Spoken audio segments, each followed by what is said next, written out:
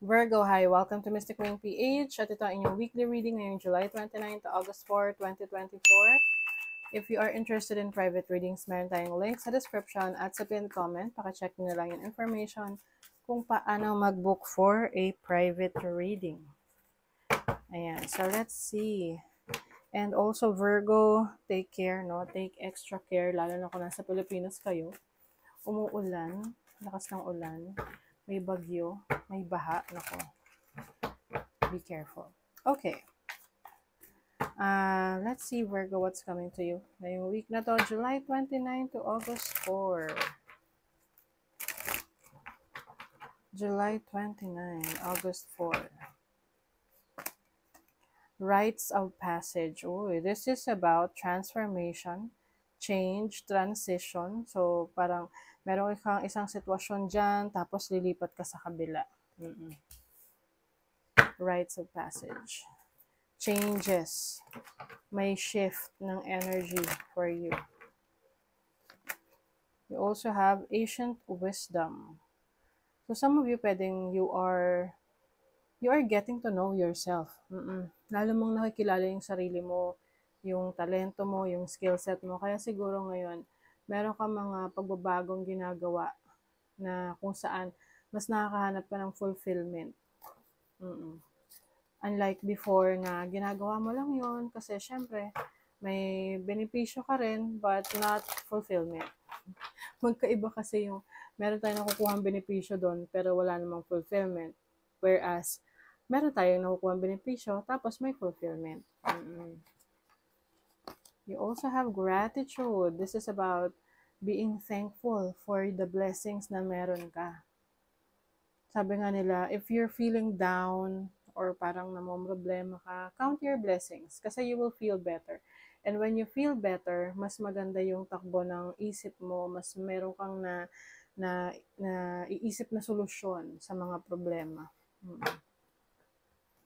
And I think meron kang reason para magpasalamat talaga dahil pwedeng meron kang blessing na matatanggap or natanggap nung nakaraan. So you just have to be grateful for that blessing. What is your overall energy? The Ten of Swords. Oy, may i-let go ka. I-let go na anything that is stressing you out. Pwedeng problema to, no, ng mga nakaraan na patapos na. It's time to let go of that. Kaya nga meron ditong transformation, change, kasi maaring from a difficult situation, papunta ka na sa solution. What is your challenge? You have the King of Wands. So this is freedom. As a challenge, parang nahihirapan ka ngayon na mag-explore or parang maghanap pa ng ibang options or freedom. Isa yon sa challenge mo, yung kalayaan. Pero I think, no, ayan na yung proseso na yan na pag-alis sa limitations mo, papunta ka na dun sa kalayaan na gusto mo. Kalayaang magawa yung gusto mo. What is your opportunity? The Two of Cups. Okay, so as an opportunity, I feel like meron kang partnership. Can be a business partnership, romantic partnership na magiging very helpful sa'yo, magiging significant sa'yo sa buhay mo, sa career mo, trabaho mo, sa business mo, sa relationship mo.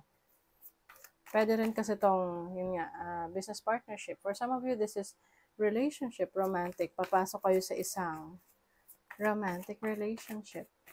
Or kung kayo naman ay in a relationship na pwedeng meron kayong pagsasamahan ng person mo na yung parang mas magiging matatag yung inyong relationship. Pwedeng mas magsuspend kayo ng time together, babawi kayo sa isa't isa. Your blessing is the moon. The moon is about secrets.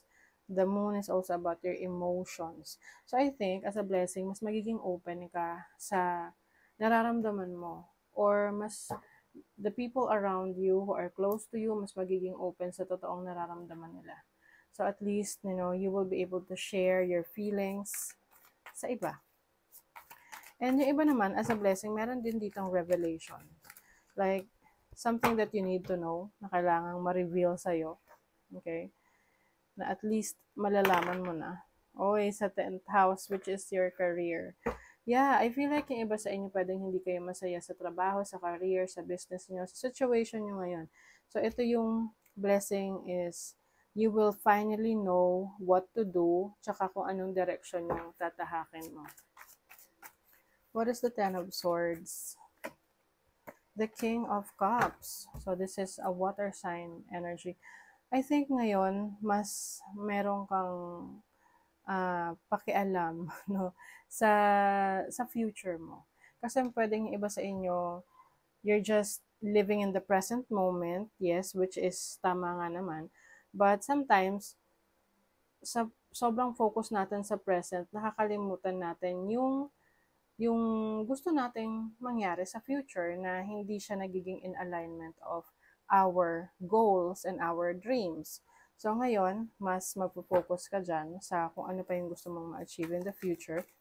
And yung iba sa inyo, you might be letting go of a person na kahit mahal mo, ililet go mo na kasi masakit na. I don't know kung bakit masakit. Maybe because you think that this person is not for you, no? Parang feeling mo hindi talaga kayo magiging maayos.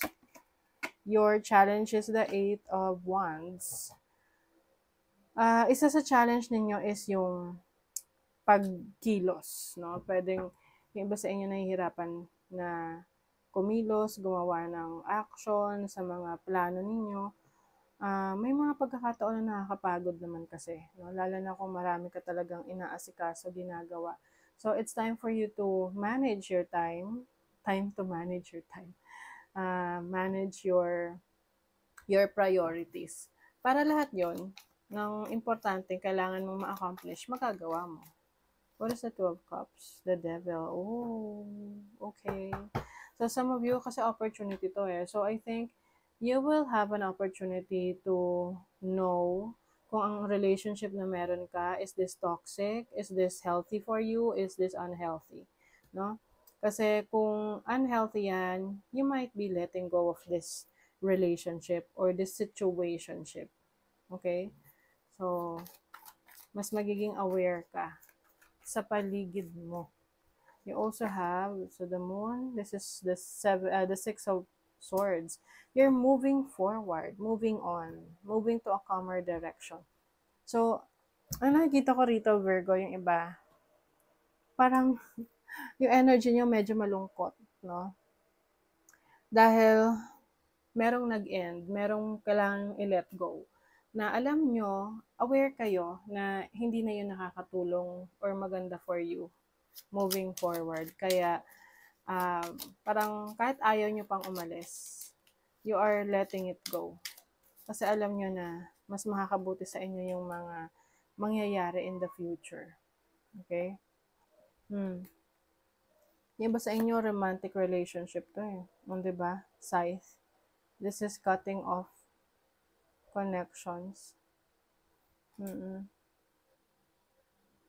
Kasi alam mo na hindi na to nakakatulong sa'yo. Meron kasing relationship na kahit mahal mo pa,